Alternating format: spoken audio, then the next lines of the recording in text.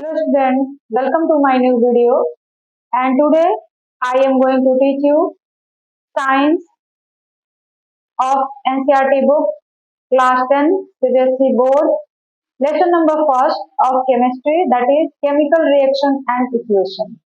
Clear? Now we are going to learn how we balance a chemical equation. पिछले video में हमने NCERT के जितने भी टॉपिक्स है लगभग सारे टॉपिक्स के बारे में हमने डिस्कस किया हुआ था। Chemical reaction, chemical equation, types of chemical reaction, types of chemical equation, use of chemical equation and reaction, इन सारी बातों पे हमने डिस्कस किया है। और आज हम लोग ये जानेंगे कि हम लोग किसी भी केमिकल इक्वेशन को कैसे बैलेंस करते हैं। और केमिकल इक्वेशन को बैलेंस करना जो है सभी लोगों को आना चाहिए, क्योंकि एग्जाम के हिसाब से ये काफी इंपॉर्टेंट होता है। ठीक है, तो चलिए हम लोग जानते हैं कि किसी भी केमिकल इक्वेशन को कैसे बैलेंस करते हैं। देखिए, क्लास 12 में जब आप जाएंगे तो वहां पे आपको किसी केमिकल इक्वेशन को, जब वो एसिडिक मीडियम हो, बेसिक मीडियम में हो, किस तरह से बैलेंस करेंगे, ऑक्सीडेशन मेथड से या फिर हीट एंड ट्रायल मेथड से, कई तरीके होते हैं बैलेंस करने के। यहाँ पे हम लोग basically heat and trial method का ही यूज करते हैं, क्योंकि एनसीईआरटी की जो बुक है उसमें क्लास 10 का जो सीबीएसई बोर्ड का सिलेबस है उसके हिसाब से आपको हीट एंड ट्रायल मेथड का ही यूज करना है, और हम लोग उसी मेथड को यहाँ भी फॉलो करेंगे और इन सारे केमिकल इक्वेशंस को बैलेंस करेंगे। ठीक है, तो चलिए स्टार्ट करते हैं। क्वेश्चन नंबर फर्स्ट, CH2, इसका मतलब है carbon disulphide plus O2 is equal to CO2 plus SO2। मतलब कार्बन डाइसल्फाइड एंड ऑक्सीजन जब आपस में रिएक्ट करते हैं तो carbon dioxide and sulphur dioxide का फॉर्मेशन होता है। तो अब आपको ये देखना है कि क्या यह जो केमिकल इक्वेशन लिखा गया है बैलेंस है या नहीं है। तो चलिए चेक करते हैं। यहाँ पे C की संख्या कितनी है, 1 है, यहाँ भी C 1 ही है, तो C तो बैलेंस है। S यहाँ पे 2 है और यहाँ पे S 1 है, तो S नहीं बैलेंस है, सल्फर नहीं बैलेंस है। नेक्स्ट O यहाँ पे 2 है, लेकिन इधर O यहाँ 2 और यहाँ पर भी 2, O की संख्या यानी ऑक्सीजन की संख्या 4 हो गई है। तो ये केमिकल इक्वेशन जो लिखा गया है दैट इज नॉट बैलेंस। अब इसको आपको बैलेंस करना पड़ेगा, बनाना पड़ेगा। तो देखिए कैसे करेंगे। सबसे पहले आपको यहाँ पे कौन सी चीज ऐसी है जो बैलेंस नहीं दिख रही है। तो पहले तो S ही है, S की संख्या यहाँ पर 2 है और S की संख्या जो है यहाँ पर 1 ही है। तो सबसे पहले इधर जो S है, ठीक है, उसको हम लोग 2 से मल्टीप्लाई कर देंगे। तो उसको हम लोग 2 से मल्टीप्लाई करेंगे तो 2 हम लोग यहाँ लिखते हैं आगे, ये नहीं कि नीचे या ऊपर, ऐसा 2 नहीं लिखते हैं। 2 या 3 या किसी भी नंबर से अगर आपको मल्टीप्लाई करना है तो वो नंबर कहाँ लिखा जाता है, आगे लिखा जाता है। ठीक है, तो आप यहाँ पे 2 ऐड करेंगे। क्लियर है। तो जब यहाँ पे आप 2 ऐड करेंगे तो S की संख्या 2 हो जाएगी, तो S तो इक्वल हो गया। बट जैसे ही आप यहाँ पे S को 2 से इंटू करेंगे, इसका मतलब है कि S की संख्या 2 हो गई। जैसे आप यहाँ पे लिखेंगे ना, इस तरीके से देखिएगा, यहाँ पे SO2 लिखा हुआ है, इसको हमने ऐसे 2 से इंटू कर दिया। इसका मतलब है कि S की संख्या तो 2 हो गई, लेकिन O की संख्या कितनी हो गई, 4 हो गई। 2 से 2 में इंटू कर दिया गया। तो जैसे ही आपने यहाँ 2 से मल्टीप्लाई किया, S की संख्या 2 हो गई, लेकिन O की संख्या 4 हो गई। तो यहाँ पे सल्फर तो बैलेंस हो गया, बट ऑक्सीजन नहीं हो पाया। अब ऑक्सीजन कितना हो गया, तो यहाँ पे ऑक्सीजन हो गया 4 और यहाँ पे ऑक्सीजन हो गया 2, यानी इस तरह प्रोडक्ट में ऑक्सीजन की संख्या कितनी हो गई है, टोटल ऑक्सीजन की संख्या हो गई है 4, और रिएक्टेंट में ऑक्सीजन की संख्या कितनी है, 2 ही है। और इधर 4 नहीं, सॉरी, यहाँ पे 2 and 2 4 और प्लस 2, प्रोडक्ट में ऑक्सीजन की संख्या हो गई है 4, लेकिन रिएक्टेंट में ऑक्सीजन की संख्या कितनी है, 2। तो इधर जब ऑक्सीजन 6 हो गया है तो आपको इधर भी ऑक्सीजन 6 करना पड़ेगा। तो जब ऑक्सीजन इधर 6 करोगे तो क्या करोगे, यहाँ पे हम लोग 3 से मल्टीप्लाई करोगे। ठीक है, तो अब हमारा जो इक्वेशन को चेक कर लेते हैं कि बैलेंस है कि नहीं। C1 तो C1 ठीक है, H2 तो यहाँ भी इस 2 की वजह से H2 ये भी बैलेंस है। 3O2 इट मीन्स ऑक्सीजन 6 हो गया। इधर ऑक्सीजन चेक करते हैं, 2 से 2 में इंटू करेंगे, ऑक्सीजन 4 और 2 यहाँ पे 6, तो टोटल ऑक्सीजन इधर 6, टोटल ऑक्सीजन इधर 6, तो फाइनल हमारा आंसर क्या हो जाएगा, CH2 plus 3O2 is equal to, इसको हम लोग इज इक्वल टू नहीं पढ़ते हैं, गिव्स आउट, मतलब जब इन दोनों को हम लोग मिक्स करेंगे, मिलाएंगे, इन दोनों के बीच रिएक्शन होगा तो क्या बनेगा, CO2 प्लस 2SO2। अब देख लीजिए ये रिएक्शन जो है पूरी, ये इक्वेशन जो है पूरी तरीके से बैलेंस है। तो इस तरीके से पहला इक्वेशन आपका जो है वो बैलेंस हो गया। अब दूसरे पे आते हैं, देखिए मैग्नीशियम और कार्बन डाइऑक्साइड जब दोनों को एक साथ मिलाकर बंद किया जाता है तो मैग्नीशियम ऑक्साइड प्लस कार्बन बनता है। अब चेक करना है कि ये जो इक्वेशन है बैलेंस है कि नहीं है, तो चेक करते हैं। Mg यहाँ पे कितनी है, 1 है, Mg इधर भी 1 है, Mg बैलेंस है। C यहाँ पे 1 है, रिएक्टेंट में, प्रोडक्ट में भी C की संख्या 1 है तो C भी बैलेंस है। रिएक्टेंट में O की संख्या 2 है बट यहाँ पे O की संख्या क्या है, 1 ही है, तो ऑक्सीजन नहीं बैलेंस है। ऑक्सीजन को बैलेंस करने के चक्कर में हमको सारी चीजों को बैलेंस करना पड़ेगा। एक को अगर आप बैलेंस करोगे ना तो दूसरा डिस्टर्ब हो जाएगा, तो फिर उसको भी बैलेंस करिए। तो इस तरीके से हमको बैलेंस करना है कि रिएक्टेंट एंड प्रोडक्ट में जो जो एलिमेंट्स हैं वो सारे के सारे बैलेंस हो जाए, ठीक है।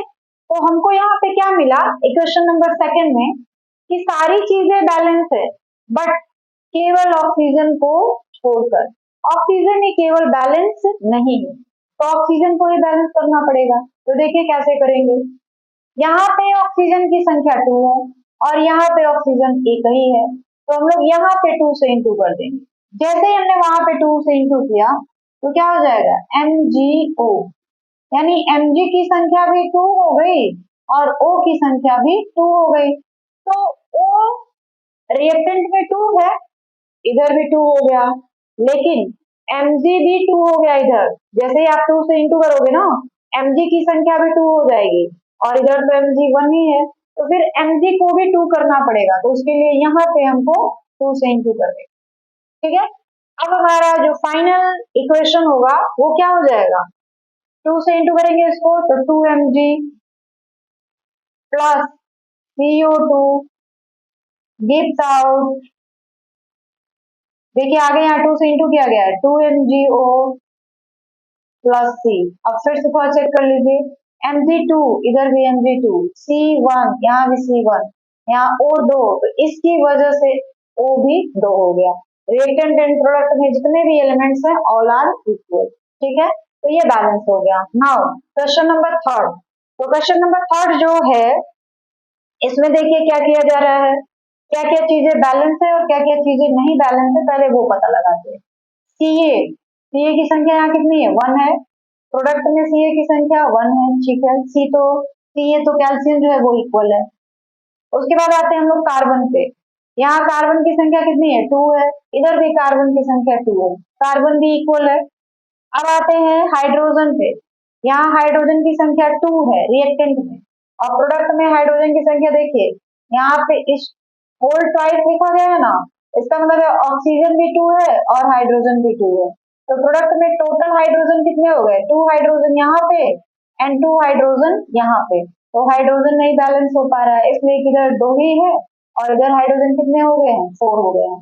फिर ऑक्सीजन की बात करी जाए तो यहाँ पे ऑक्सीजन कितना है, 1 है और यहाँ पे ऑक्सीजन कितना है, 2 है, क्योंकि होल ट्वाइस लिखा गया है तो ऑक्सीजन भी नहीं बैलेंस है। तो अब आपको किसी ऐसे नंबर से मल्टीप्लाई करना है, चाहे वो रिएक्टेंट हो चाहे वो प्रोडक्ट हो, जिससे दोनों तरफ रिएक्टेंट और प्रोडक्ट में जो भी एलिमेंट है वो सेम नंबर में हो जाए, ठीक है। तो इसके लिए हम लोग क्या करेंगे, देखिए O की संख्या कितनी हो रही है, सॉरी H की संख्या कितनी हो रही है, 2 यहाँ पे और 2 यहाँ पे, 4 हो जा रही है, तो पहले हम लोग H को ही बैलेंस कर दे। प्रोडक्ट में टोटल हाइड्रोजन की संख्या 4 है और रिएक्टेंट में टोटल हाइड्रोजन 2 ही है, तो हम लोग अगर इसको 2 से इंटू कर दे यहाँ पे तो हाइड्रोजन 4 हो जाएगा, और ऑक्सीजन भी कितना हो जाएगा, इस 2 की वजह से ऑक्सीजन की संख्या भी 2 हो जाएगी, और इधर भी ऑक्सीजन 2 ही है। तो जैसे ही आप यहाँ 2 से इंटू करोगे ये पूरा इक्वेशन जो है वो क्या हो जाएगा, बैलेंस हो जाएगा।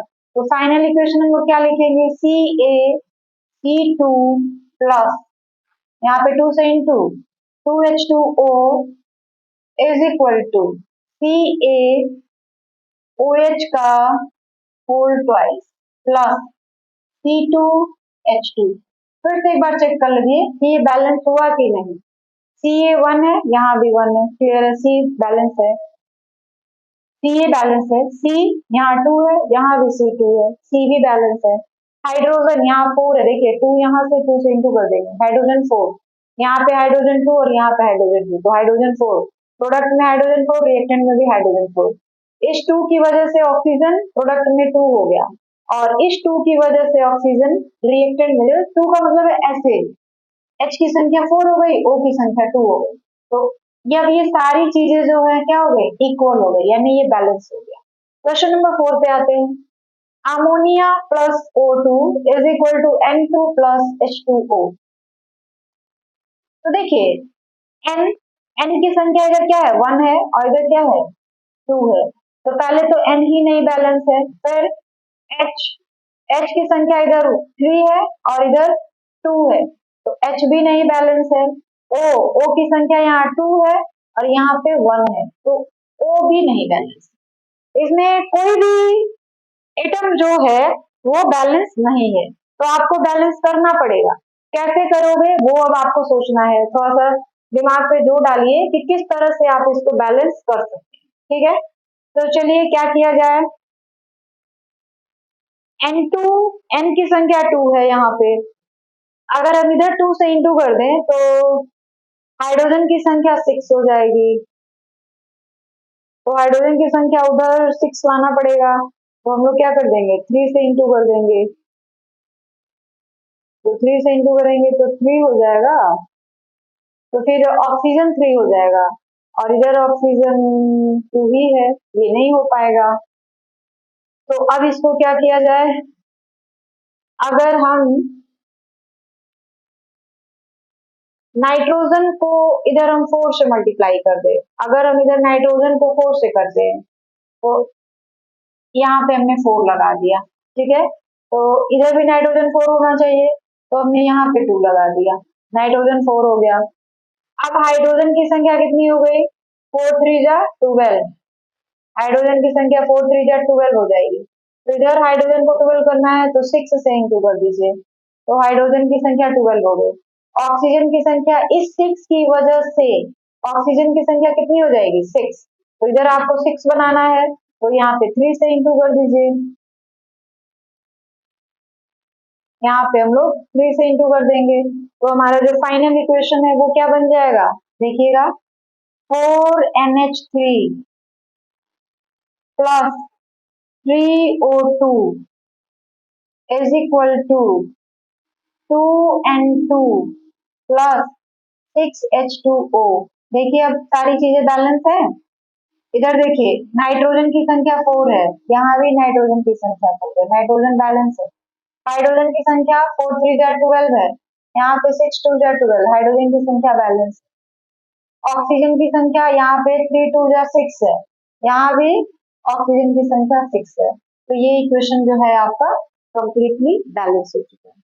समझ आ रहा है ना, अब जो है आपका कॉन्सेप्ट क्लियर होगा इस तरह से, और अगर आप इक्वेशन को अगर बैलेंस करेंगे तो आपको प्रैक्टिस होता जाएगा और आपको खुद ब खुद फिर बातें सारी क्लियर होती जाएंगी, ठीक है। चलिए यहाँ पे देखते हैं, एल्यूमिनियम 1 है, यहाँ भी एल्यूमिनियम 1 है, तो ठीक है बैलेंस है। हाइड्रोजन 1 है, यहाँ पे हाइड्रोजन 2 हो गया, हाइड्रोजन नहीं बैलेंस है। यहाँ पे क्लोरीन 1 है, यहाँ पे क्लोरीन की संख्या 3 है, तो फिर क्लोरीन भी नहीं बैलेंस हो गया, तो अब क्या किया जाए, देखिए यहाँ पे क्लोरीन की संख्या 3 है, ठीक है, और यहाँ पे क्लोरीन की संख्या 1 है, हाइड्रोजन की संख्या यहाँ पे 2 है, और यहाँ पे हाइड्रोजन की संख्या 1 है। तो अगर Al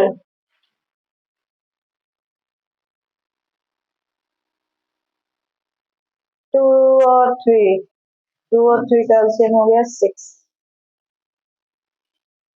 तो देखिए इसको हम लोग 6 HCl कर दे, अगर यहाँ पे हमने 6 से मल्टीप्लाई कर दिया तो इससे क्या हो गया, हाइड्रोजन की संख्या 6 हो गई, क्लोरीन की संख्या भी 6 हो गई। जैसे ही आपने यहाँ पे 6 से इंटू किया, हाइड्रोजन की संख्या 6 हो गई, क्लोरीन की संख्या 6 हो गई। तो अब यहाँ पे आपको हाइड्रोजन 6 करना पड़ेगा, तो सिंपल है क्योंकि 2 हाइड्रोजन है, 3 से इंटू कर देंगे तो हाइड्रोजन की संख्या अब हमारे पास इधर भी 6 हो गई। अब यहाँ पे क्लोरीन की संख्या 6 हो गई और यहाँ पे क्लोरीन की संख्या कितनी है, 3 है। इधर क्लोरीन की संख्या 6 हो गई है और इधर क्लोरीन की संख्या 3 ही है, तो हम लोग इसको 2 से इंटू कर देंगे। ठीक है, तो 2 से जैसे ही आपने इंटू किया, क्लोरीन की संख्या तो 6 हो गई, एल्यूमिनियम की संख्या कितनी हो गई, 2। तो इधर एल्यूमिनियम को भी 2 करना है, तो यहाँ पे हम लोग क्या कर देंगे, 2 से इंटू कर देंगे। तो हमारा जो फाइनल इक्वेशन होगा वो कैसा हो जाएगा, 2Al plus 6HCl is equal to 2Al Cl3 3H2। आप चेक कर लीजिए ये सारी चीजें बैलेंस है या नहीं है। देखिए एल्यूमिनियम 2 है, यहाँ भी एल्यूमिनियम 2 है, यहाँ पे क्लोरीन 6 हो गया, तो इस 2 और 3 को इंटू कर देंगे तो क्लोरीन 6 हो गया, इधर भी क्लोरीन 6।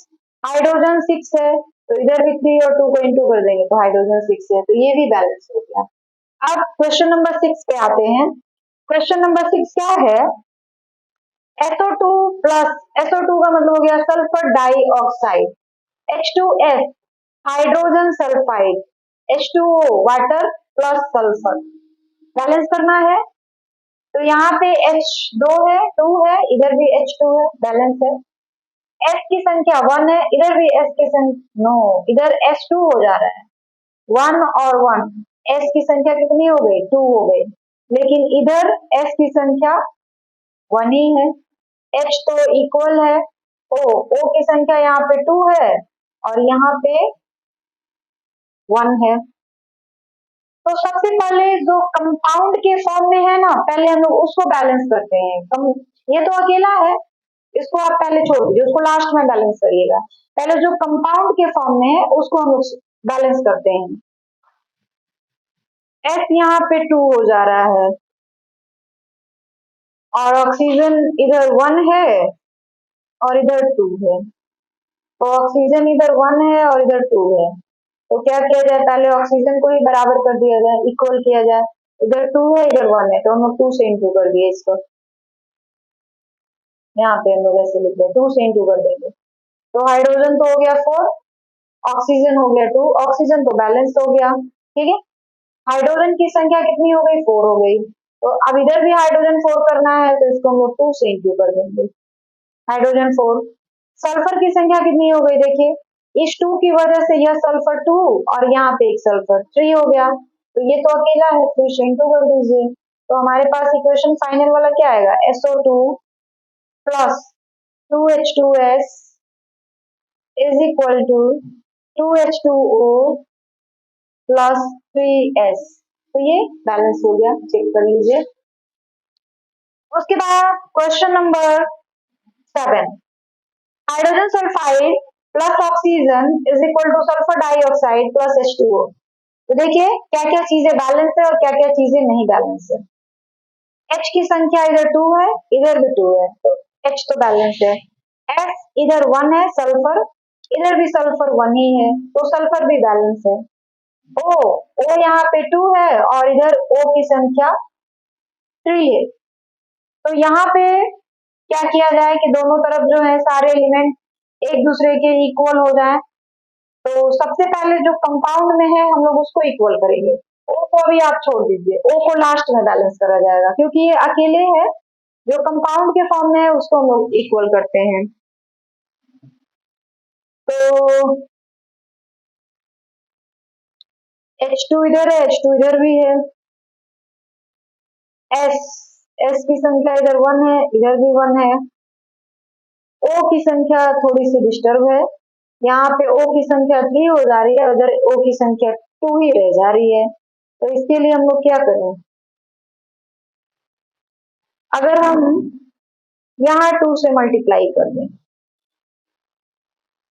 यहाँ तो यहाँ अगर 2 से इंटू करेंगे तो हाइड्रोजन की संख्या 4 हो जाएगी, तो इधर भी हाइड्रोजन 4 करना पड़ेगा, तो 2 से फिर इधर भी इंटू कर देंगे, तो हाइड्रोजन तो बैलेंस हो गया। सल्फर इधर 2 हो गया, तो सल्फर इधर 2 हो गया, तो इधर भी सल्फर 2 करिए, तो यहाँ पे 2 से इंटू कर दीजिए। अब ऑक्सीजन की बारी है, यहाँ पे ऑक्सीजन कितना हो रहा है, टोटल 4 और यहाँ से 2 6 और यहाँ पे 2 ही है, तो ऑक्सीजन में हम लोग क्या कर देंगे, 3 से इंटू कर देंगे। तो फाइनल जो हमारा आंसर आएगा वो क्या हो जाएगा, 2H2S plus 3O2 is equal to 2SO2 plus 2H2O। Clear है? अब देख लीजिए सारी चीजें इक्वल है कि नहीं। हाइड्रोजन 4, हाइड्रोजन 4, सल्फर 2, यहाँ भी सल्फर 2, ऑक्सीजन 6, इधर 4 और 2 6। तो इस तरीके से ये बैलेंस हो गया। अब इसकी बात करी जाए तो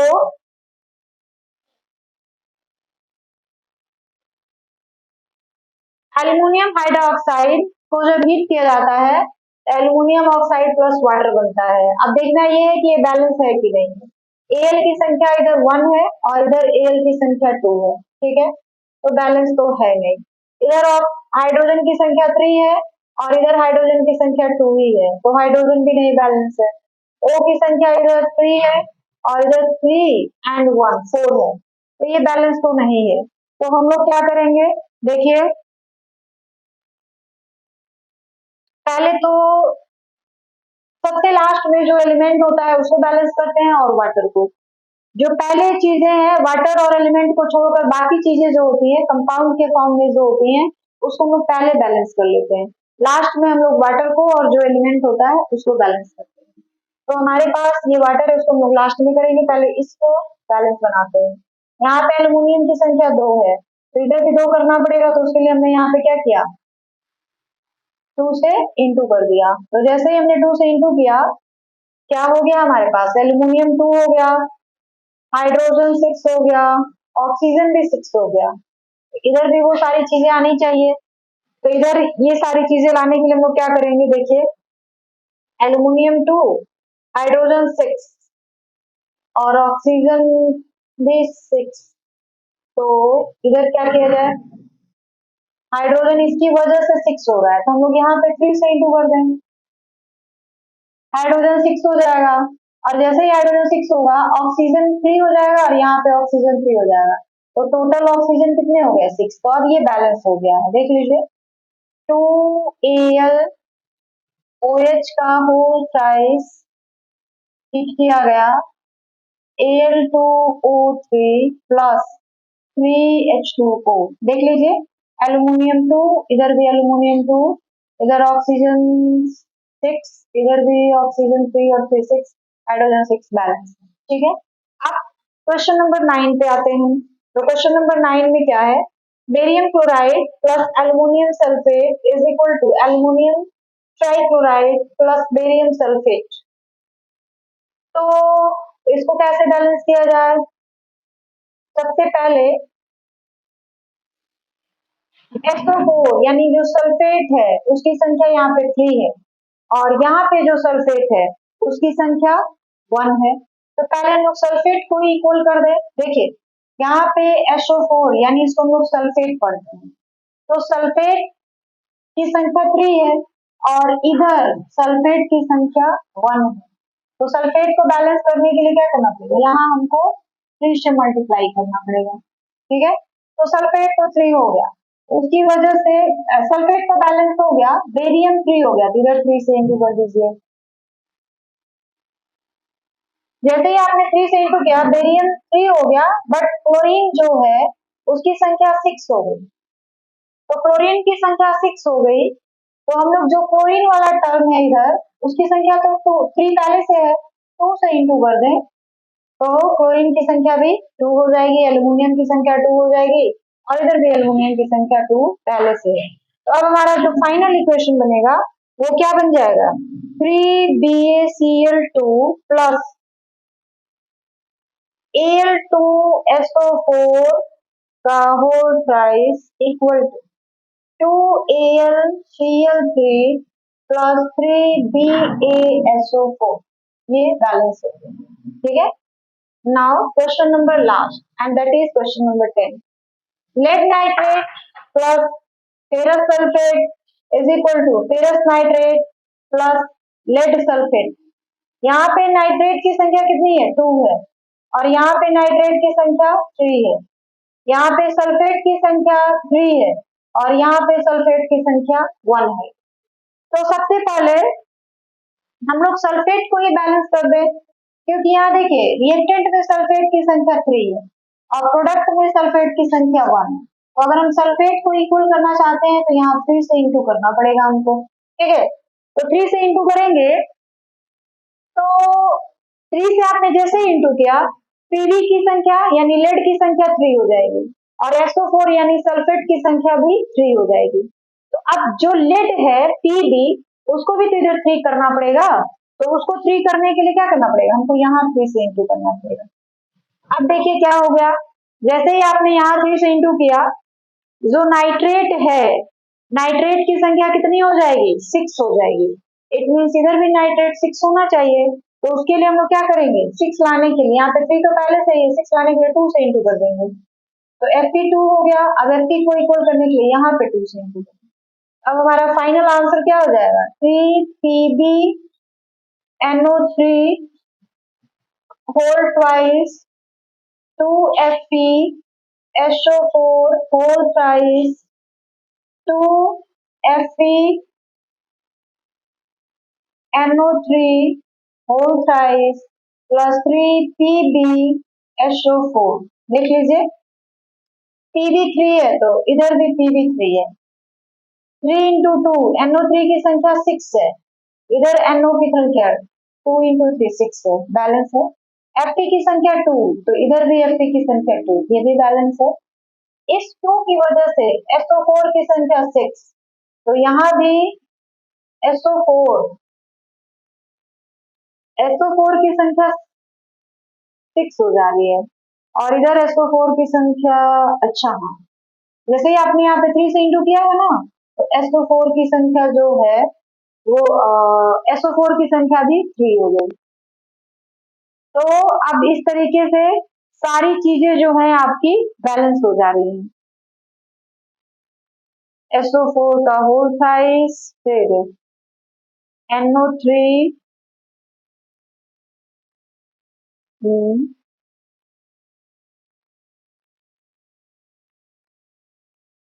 3PB, 3PB, NO3 6, NO3 6, Fe2, तो Fe2, फिर SO4, PbSO4 होना चाहिए इधर, PbSO4 का होल ट्वाइस, यहाँ पे थोड़ा सा लग रहा है गड़बड़ है, 2 से आपने इंटू किया है SO4 में, तो 2 Fe2 हो गया, और SO4 कितना हो गया, 6 हो गया, यानी यहाँ पे SO4 का होल ट्वाइस रहेगा, तभी ये बैलेंस हो पाएगा। PbSO4,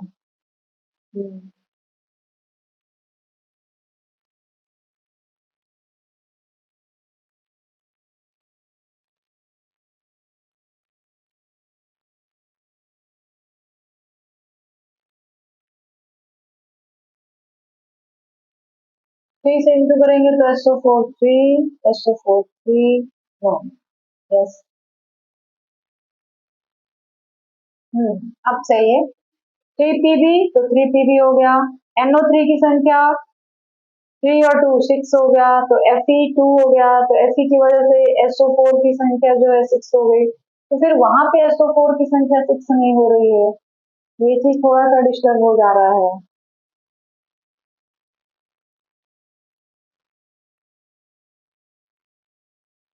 3PbSO4।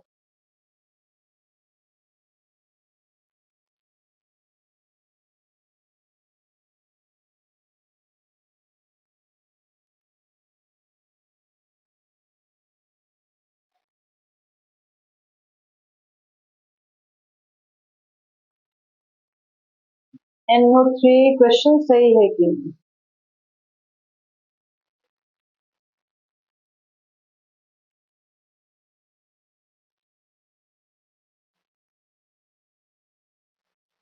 सॉरी, ये क्वेश्चन ही गलत है। ये क्वेश्चन जो है गलत है। Fe2 यहाँ पर लिखा गया है, Fe2 यहाँ पर है। Fe2SO4 होल थ्राइस, फिर Fe NO3 NO3, फिर PbSO4। अब देखिए यहाँ पे Fe2 है, ये चीज डिस्टर्ब था इसलिए सारा गड़बड़ हो रहा था। तो Fe2 है यहाँ पे, तो हमको भी Fe2 यहाँ पे लिखना पड़ेगा। तो Fe2, तो देखिए अब Pb3 हो गया, NO3 होल ट्वाइस हो गया, यहाँ Fe2 है तो हमने यहाँ भी 2 से क्या किया, इंटू कर दिया। तो 2 से इंटू करेंगे तो जो नाइट्रेट है, नाइट्रेट की संख्या 6 हो गई, तो इधर भी नाइट्रेट की संख्या 6 आ जा रही है। Fe2 है यहाँ पे, SO4 की संख्या 3 है, और 2Fe NO3 होल थ्राइस और 3PbSO4। अब ये बैलेंस है, यहाँ पे Fe2 रहेगा, ये चीज गड़बड़ था इसलिए सवाल थोड़ा दिक्कत हो गया। अब ये सही है। तो इस तरीके से आप किसी भी दिए हुए केमिकल इक्वेशन को आसानी से सॉल्व कर सकते हैं। अब हम लोग कुछ आयोनिक इक्वेशन को बैलेंस करेंगे। Balance the following ionic chemical equation. अभी हमने जो इक्वेशन बैलेंस किया था वो केमिकल इक्वेशन था, आयोनिक नहीं था, उसमें आयन्स आपको दिख नहीं रहे थे, तो वैसे इक्वेशन को हम कहेंगे केमिकल इक्वेशन। बट यहाँ जितने भी इक्वेशंस लिखे गए हैं सब में आपको प्लस या माइनस जो दो तरह के चार्ज होते हैं, आयन्स होते हैं, वो आपको दिखाई पड़ रहे हैं। तो ऐसे इक्वेशन को हम लोग कहते हैं आयोनिक इक्वेशन। और ऐसे इक्वेशन को बैलेंस करने के लिए जो नंबर ऑफ एटम्स होते हैं वो तो बैलेंस होने ही चाहिए। आपको जो नंबर ऑफ आयन्स होते हैं, चाहे वो प्लस आयन हो चाहे वो माइनस आयन हो, वो भी दोनों आपस में क्या होने चाहिए, इक्वल होने चाहिए, तब जाकर के जो आयोनिक इक्वेशन होता है वो बैलेंस होता है। और इसके लिए भी हीट एंड ट्रायल मेथड का ही यूज किया जाएगा। ठीक है, तो चलिए स्टार्ट करते हैं। ZnH+, Zn2+H2। देखिए पहले तो दोनों तरफ आपको देखना है कि कौन सा आयन है। यहाँ पे प्लस चार्ज है दोनों तरफ, प्लस चार्ज को हम लोग कैटायन भी कह सकते हैं, तो दोनों तरफ जो है कैटायन है, और कहा जाए कि दोनों तरफ प्लस चार्ज है। Zn की संख्या इधर 1 है, इधर भी 1 है। हाइड्रोजन की संख्या इधर 2 है और इधर 1 है। एक तो हाइड्रोजन की संख्या आपको बैलेंस करनी पड़ेगी क्योंकि इधर हाइड्रोजन की संख्या 2 है और इधर 1 ही है। दूसरी चीज, जो यहाँ पे 2 प्लस चार्ज है और इधर एक ही प्लस चार्ज है, ये दोनों इक्वल होने चाहिए। इधर 2 प्लस चार्ज है तो इधर भी 2 ही प्लस चार्ज होना चाहिए, तब जाके ये बैलेंस होगा इक्वेशन। ठीक है, तो पहले हम लोग H को इक्वल करते हैं। यहाँ H2 है तो यहाँ हमने 2 से इंटू कर दिया। जैसे ही आप यहाँ 2 लगा देंगे, हाइड्रोजन की संख्या 2 हो जाएगी, और उसपे जो आयन होगा, चाहे वो प्लस का आयन हो चाहे वो माइनस का आयन हो, उसकी भी संख्या कितनी हो जाएगी, 2। जिस नंबर से आप मल्टीप्लाई करेंगे वो एटम तो उतना होगा ही, साथ ही साथ उसपे जो आयन्स लिखे होंगे, चाहे वो प्लस का आयन लिखा हो चाहे वो माइनस का आयन लिखा हो, उसकी भी संख्या हो जाएगी उतनी, जिस नंबर से आप मल्टीप्लाई करें। ठीक है, तो चलिए इसका फाइनल आंसर क्या हो जाएगा, Zn2H+। H+ का मतलब है हाइड्रोजन की संख्या 2 हो गई और जो प्लस चार्ज है इसकी भी संख्या 2 हो गई।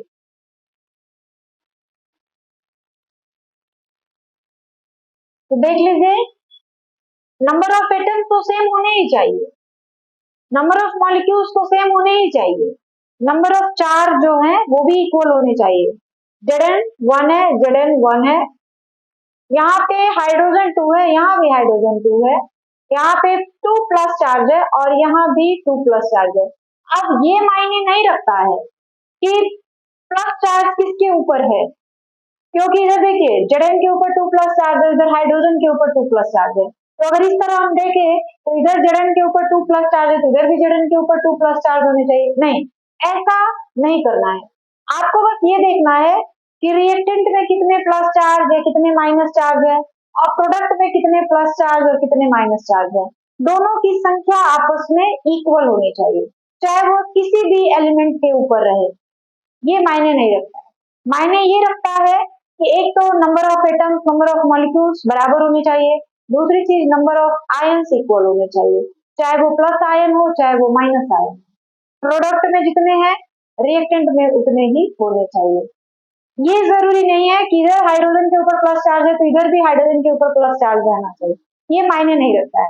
मायने ये रखता है कि अगर प्रोडक्ट में 2 प्लस चार्ज है तो रिएक्टेंट में भी 2 प्लस चार्ज होने चाहिए, चाहे वो जिसके भी ऊपर हो, जिस एलिमेंट के ऊपर हो। ठीक है, तो इस तरीके से पहला आयोनिक इक्वेशन जो है बैलेंस हो गया। दूसरा, Fe पे कोई चार्ज नहीं है, Fe की संख्या 1 है, इधर Fe पे 2 प्लस चार्ज है, Fe की संख्या 1 है। Fe की संख्या तो इक्वल है, बट हाइड्रोजन इधर 2 है, इधर हाइड्रोजन 1 ही है। तो सबसे पहले हम लोग हाइड्रोजन को ही बैलेंस कर दे, इधर 2 लगा दे, तो क्या हो जाएगा, Fe plus 2H plus is equal to Fe2 plus plus H2। अब ये बैलेंस हो गया, इधर भी 2 प्लस चार्ज, इधर भी 2 प्लस चार्ज, इधर हाइड्रोजन की संख्या 2, इधर भी हाइड्रोजन की संख्या 2, इधर Fe1 इधर भी Fe1। इसके बाद करते हैं, इस पे माइनस चार्ज है, यहाँ पे माइनस चार्ज 1 है और यहाँ पे भी माइनस चार्ज 1 है। यहाँ पे ब्रोमीन की संख्या 2 है और यहाँ पे ब्रोमीन की संख्या 1 है। तो पहले ब्रोमीन की संख्या ही इक्वल कर ले, यहाँ पे 2 कर दे, और यहाँ I2 है तो यहाँ 2 से कर दे, तो क्या हो जाएगा, Br2 सॉल्यूशन या आंसर प्लस 2I माइनस, जैसे ही 2 से आपने इंटू कर दिया, माइनस चार्ज की संख्या भी 2 हो गई, यहाँ पे 2Br माइनस प्लस I2।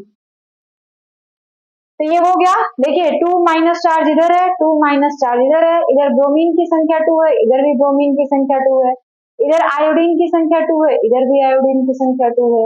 अब यहाँ पे, तो यहाँ पे Na की संख्या 1 है, Na की संख्या 1 है,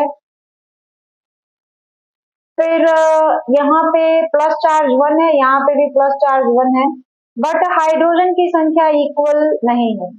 तो क्या करना पड़ेगा, हाइड्रोजन की संख्या इक्वल करने के लिए आपको यहाँ 2 से इंटू करना पड़ेगा। तो जैसे ही आपने यहाँ 2 से इंटू किया, हाइड्रोजन तो 2 हो गया, उस पे जो प्लस चार्ज है उसकी भी संख्या 2 हो जाएगी कि नहीं, तो फिर इधर भी प्लस 2 चार्ज होना चाहिए, तो उसके लिए यहाँ हमने 2 से इंटू किया। आप यहाँ अगर 2 से इंटू करते हैं तो फिर आपको यहाँ भी इंटू करना पड़ेगा 2 से, क्योंकि इधर जैसे ही आपने 2 से इंटू किया सोडियम की संख्या 2 हो गई, तो इधर भी सोडियम 2 ही होना चाहिए।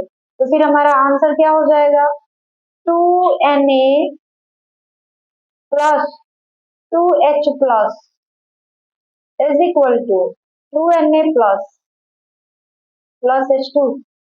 देख लीजिए सारा कुछ बैलेंस है, sodium 2 sodium 2, hydrogen 2 hydrogen 2, 2 plus charge 2 plus charge, balance है। लास्ट वन इज यहाँ 6 है हाइड्रोजन, तो इधर भी 6 हाइड्रोजन करना पड़ेगा आपको। तो इधर 6 हाइड्रोजन करने के लिए क्या करना पड़ेगा, यहाँ 3 से इंटू कर दीजिए, हाइड्रोजन 6 हो गया। उसके बाद इधर प्लस चार्ज 3 है और इधर प्लस चार्ज 6 है, तो इधर भी प्लस चार्ज 6 होना चाहिए, तो उसके लिए हमने यहाँ पे 2 से इंटू कर दिया। 2 से इंटू करेंगे तो एल्यूमिनियम की संख्या 2 हो जाएगी और ये जो चार्ज था उसकी संख्या 6 हो जाएगी। तो इधर आप 2 से इंटू करेंगे तो एल्यूमिनियम 2 हो गया, तो फिर इधर एल्यूमिनियम को इक्वल करिए 2 से मल्टीप्लाई करके, तो फाइनल आंसर हमारा क्या हो जाएगा, 2Al plus 6H plus is equal to 2Al3 plus plus 3H2। तो इस तरीके से ये जो है आयोनिक इक्वेशन है, जिसको आप इस तरीके से बैलेंस कर सकते हैं। अब हम लोग कुछ इस तरह के वर्ड इक्वेशन दिए गए हैं, ये सारे जो है रिएक्शंस वर्ड के फॉर्म में लिखे गए हैं। Right the balance chemical equation for the following reaction. ये सारे रिएक्शन दिए गए हैं और ये किस फॉर्म में दिए हैं, वर्ड के फॉर्म में दिए हैं। यहाँ पे जिंक होगा ZINC और वर्ड के फॉर्म में दिए गए हैं और इसको आपको एक केमिकल इक्वेशन लिखना है और वो भी कैसा chemical equation, balance chemical equation. ठीक है, तो जो बैलेंस केमिकल इक्वेशन लिखना है वो सिंबल एंड फॉर्मूला के फॉर्म में होना चाहिए। तो सिंबल एंड फॉर्मूला के फॉर्म में होने के लिए सबसे जरूरी तो ये है कि आपको जितने भी एलिमेंट्स हैं उन सारे एलिमेंट्स के सिंबल आपको याद होने चाहिए, एज वेल एज जितने भी कंपाउंड्स हैं उन सारे कंपाउंड्स के फॉर्मूले आपको याद होने चाहिए। अगर कंपाउंड्स के फॉर्मूले और एलिमेंट के सिंबल आपको नहीं याद है, नहीं लर्न है, तो फिर केमिकल इक्वेशन लिख पाना थोड़ी सी प्रॉब्लम होगी आपके लिए। ठीक है, तो इसके लिए जरूरी सबसे तो यही है कि आप जितने भी एलिमेंट्स हैं उनके सिंबल याद कर लीजिए और जितने कंपाउंड है उनके फॉर्मूला याद कर लीजिए। तो सारे कंपाउंड के फॉर्मूला तो पॉसिबल नहीं है, बट कुछ ऐसे फॉर्मूले हैं जो ज्यादा से ज्यादा आपकी बुक में यूज किए गए हैं, उस फॉर्मूले को आप लर्न कर लीजिए। ठीक है, और उन सारे फॉर्मूले को मैं कल आपको लिखवा दूंगी। कल के वीडियो में मैं एक वीडियो बनाऊंगी, उसमें सारे फॉर्मूले जितने पॉसिबल हो सकते हैं जो आपकी बुक से रिलेटेड है, जो आपकी बुक में जनरली दिए गए हैं, उन सारे फॉर्मूले को कल मैं लिस्ट आउट कर दूंगी। ठीक है, आज हम लोग पहले इसको सॉल्व करते हैं। Combustion of methane in oxygen to form carbon dioxide and water. देखिए, कंबशन का मतलब होता है जलाना, बर्न करना। Methane it is a natural gas. तो मेथेन को जब हम लोग ऑक्सीजन के प्रेजेंट में जलाते हैं तो क्या क्या बनता है, carbon dioxide and water. Form का मतलब बनाना। ये जो चीजें दी गई हैं ये सारी प्रोडक्ट है और ये जो चीजें दी गई हैं ये सारे रिएक्टेंट हैं। ठीक है, तो आपको कोई भी केमिकल इक्वेशन लिखना है तो रिएक्टेंट और प्रोडक्ट तो पता होना चाहिए। तो ये सारे वर्ड में दिए गए हैं, इनको पढ़ के समझ के अच्छे से आपको पता लगाना है कि कौन से रिएक्टेंट है और कौन से प्रोडक्ट है। उसके बाद जब आप फॉर्मूला लिख लेंगे, सिंबल की जरूरत होगी, सिंबल लिख लेंगे, तो फिर आपको ये चेकआउट करना पड़ेगा कि ये बैलेंस है कि नहीं है। अगर नहीं है तो फिर आपको बैलेंस करना पड़ेगा और बैलेंस करने के लिए आपके सिलेबस के अंदर हीट एंड ट्रायल मेथड का ही यूज है। ठीक है, तो चलिए हम लोग स्टार्ट करते हैं। Combustion of methane. मेथेन का फॉर्मूला आपको लर्न होना चाहिए। मेथेन का फॉर्मूला होता है CH4 प्लस ऑक्सीजन, ऑक्सीजन के लिए O2 equal to form carbon dioxide. तो आपको कार्बन डाइऑक्साइड का फॉर्मूला लर्न होना चाहिए CO2, वाटर का फॉर्मूला लर्न होना चाहिए H2O। तो आपने ये स्केलेटन इक्वेशन लिख दिया है। अभी ये बैलेंस नहीं है, इसको हम लोग कहते हैं स्केलेटन इक्वेशन, बैलेंस नहीं। अब इसको बैलेंस करना पड़ेगा। तो देखिए C1 हाइड्रोजन 4 है, यहाँ पे हाइड्रोजन 2 है, तो हम लोग इसको 2 से इंटू कर दें। फिर इसकी वजह से ऑक्सीजन 2 हो गया और यहाँ पे ऑक्सीजन 2, यानी प्रोडक्ट में टोटल ऑक्सीजन कितने हो गए, 4 हो गए। तो रिएक्टेंट में भी ऑक्सीजन कितने होने चाहिए, 4। तो यहाँ पे हम लोग 2 से। अब देख लीजिए रिएक्शन, मतलब जो इक्वेशन है बैलेंस है कि नहीं। कार्बन एक हाइड्रोजन 4 ऑक्सीजन 4, तो 2 ऑक्सीजन यहाँ और 2 ऑक्सीजन यहाँ, 4 बैलेंस है। Nitrogen and hydrogen combine to form ammonia. तो नाइट्रोजन ये प्रोडक्ट रिएक्टेंट हो गया और टू फॉर्म अमोनिया ये प्रोडक्ट हो गया। ठीक है, तो reactant nitrogen N2, hydrogen H2, ammonia NH3। अब देखना ये है कि ये बैलेंस है कि नहीं। क्लियर सी बात है, बैलेंस नहीं है तो बैलेंस करना पड़ेगा। तो उसके लिए देखिए हाइड्रोजन यहाँ 2 है, यहाँ पे 3 है, नाइट्रोजन यहाँ 2 है, यहाँ 1 है। तो हम लोग क्या करें, यहाँ पे N2 plus 3H2 is equal to, hydrogen की संख्या 6 हो गई, तो इधर भी 6 कर दीजिए, तो यहाँ पे हमने 2 से इंटू कर दिया है, तो N2 नाइट्रोजन 2 है, इधर भी नाइट्रोजन 2 है, हाइड्रोजन यहाँ पे 6 है, तो इसकी वजह से हाइड्रोजन 6 हो गया। ठीक है, अब zinc react with dilute acid to form zinc sulphate and hydrogen gas. तो देखिए, जिंक का होता है Zn, और ये किस फॉर्म में होता है, सॉलिड के फॉर्म में होता है।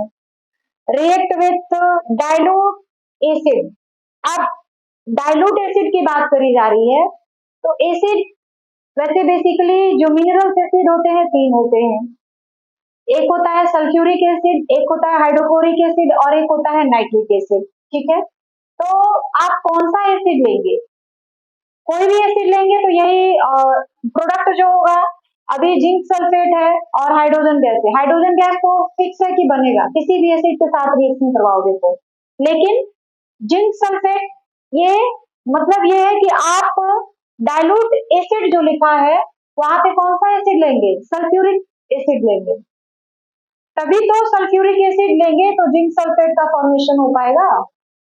अगर हम लोग HCl ले लेंगे तो जिंक क्लोराइड का फॉर्मेशन हो जाएगा, अगर हम लोग नाइट्रिक एसिड ले लेंगे तो जिंक नाइट्रेट का फॉर्मेशन हो जाएगा, तो जिंक सल्फेट का फॉर्मेशन हो रहा है, यानी हम लोग डाइल्यूट H2SO4 लेंगे, तो यहाँ पे आगे लिखना पड़ेगा dilute H2SO4 is equal to ZnHO4,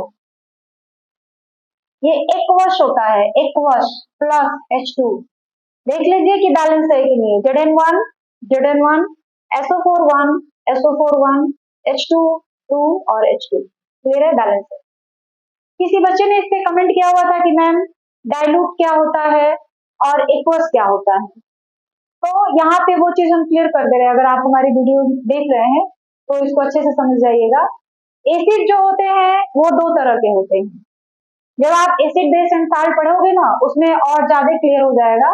acid जो होते हैं 2 तरह के होते हैं, एक होता है स्ट्रॉन्ग एसिड और एक होता है वीक एसिड।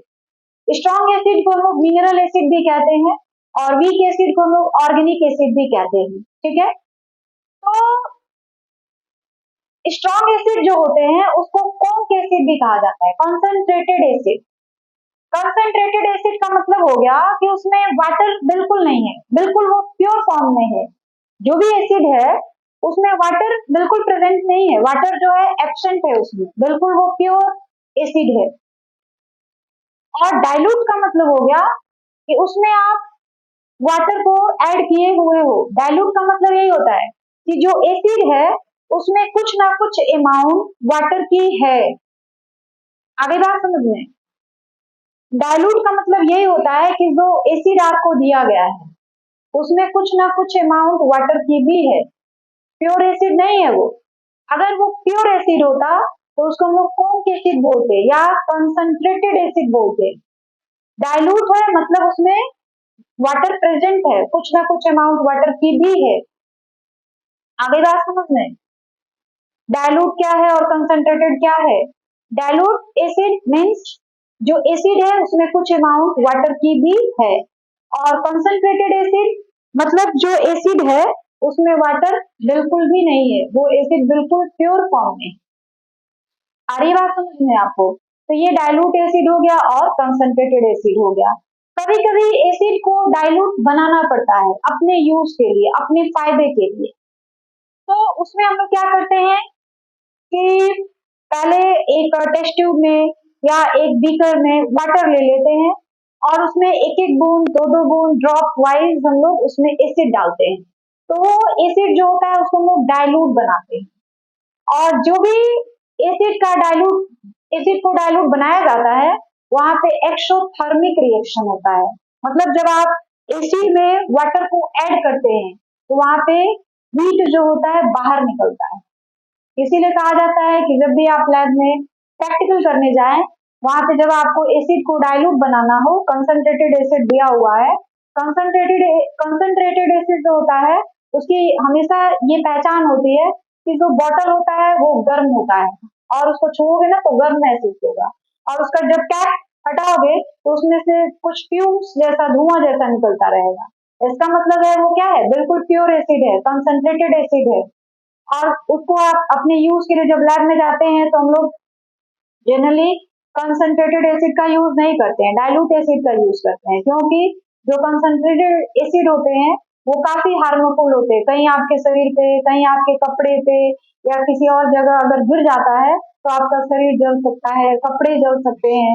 इसलिए लैब में ज्यादातर यूज बच्चों को डाइल्यूट एसिड के साथ जो भी ट्रीटमेंट, जो भी एक्सपेरिमेंट वगैरह करवाया जाता है वो ज्यादातर डाइल्यूट एसिड के साथ ही कराया जाता है, ताकि बच्चों को ज्यादा नुकसान ना पहुंचे, कहीं शरीर पे गिर भी जाए, कपड़े पे गिर भी जाए तो कोई नुकसान ना हो। ठीक है, तो ये हो गई डाइल्यूट एसिड और कंसंट्रेटेड एसिड। डाइल्यूट का मतलब उसमें वाटर है, कंसंट्रेटेड एसिड का मतलब वाटर नहीं है। क्लियर हो गई बात आपको? उसके बाद था एक्वस सॉल्यूशन। एक्वस सॉल्यूशन क्या होता है? एक्वस सॉल्यूशन एक ऐसा सॉल्यूशन होता है जिसमें वाटर प्रेजेंट होता है। आप कोई भी सॉल्यूशन बनाइए, अगर उसमें वाटर है तो वो एक्वस सॉल्यूशन कहा जाएगा, अगर उसमें वाटर नहीं है तो फिर वो एक्वस सॉल्यूशन नहीं कहा जाएगा। आगे बात समझ में? कोई भी आप सॉल्यूशन बना रहे हैं, अगर उसमें वाटर है, वाटर में आपने सॉल्यूशन बनाया है, दैट इज एक्वस सॉल्यूशन। अगर आपने वाटर में सॉल्यूशन नहीं बनाया है, that is not aqueous solution. जैसे हमने कहा, फॉर एग्जाम्पल, एक छोटा सा एग्जाम्पल है, हो सकता है ये मतलब इस तरह का पॉसिबल ना हो, बट सपोज कर लीजिए हमने कहा कि भाई एक चम्मच चीनी घोल के लाइए, या हमने कहा कि एक रेड कलर रंग घोल कर लाइए, किसी बच्चे से कहा गया, तो एक ने क्या किया, पानी में रंग घोल दिया और लेकर आया। दूसरे को पानी नहीं मिला तो उसने क्या किया, जो केरोसिन ऑयल रखा था उसी में रंग कलर जो है डिजोल्व करके ला दिया। तो जो पानी में कलर घोला गया था दैट इज एक्वस सॉल्यूशन, लेकिन जो केरोसिन ऑयल में कलर को घोला गया था, डिजोल्व किया गया था, that is not aqueous solution. Aqueous solution का मतलब ही है कि आप एक ऐसा सॉल्यूशन बनाइए जिसमें पानी हो, वाटर हो। अगर वाटर नहीं है that is not aqueous solution. Clear है? तो ये हो गई डाइल्यूट, कंसंट्रेटेड और एक्वस सॉल्यूशन की बात। और हमको लग रहा है कि जहां तक जिस बच्चे ने ये पूछा था कि मैम डाइल्यूट एसिड क्या है, कंसंट्रेटेड एसिड क्या है, एक्वस सॉल्यूशन क्या है, वहाँ ज्यादा हद तक ये बातें उसको क्लियर हो गई होंगी। ठीक है, और लास्ट में मैं यही कहना चाहूंगी कि जितना ज्यादा से ज्यादा हो सके आप मेरे वीडियो को लाइक, सब्सक्राइब और शेयर करें।